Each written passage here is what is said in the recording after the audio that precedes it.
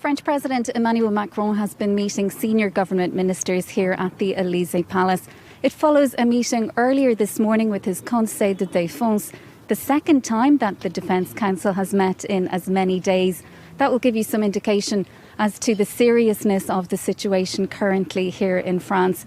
We had last night over 33,000 cases of COVID-19 reported by health authorities, and over 500 people have died in that 24-hour period. Now, the French government, it's ruling nothing out in terms of what kind of restrictions to introduce.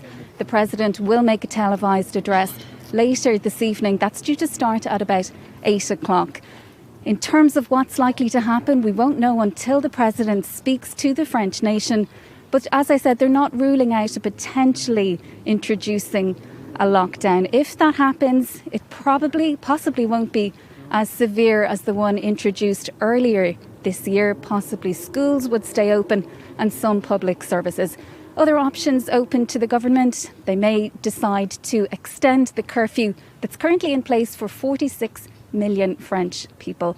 They also could decide to introduce a weekend curfew, or they could go for an option which would see a more targeted approach, perhaps introducing a lockdown in some areas that are worst affected and that have been worst affected by the virus, such as Paris, Marseille and Lyon.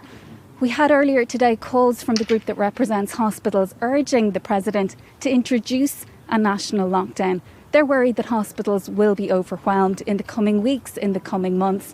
So whatever the President does decide to do, and we presume that decision has been made when he met with government ministers earlier on today, he's going to have to get political consensus for it. So a big decision for the President. We'll know more when he makes that televised address later on this evening. That's due to happen at 8 o'clock.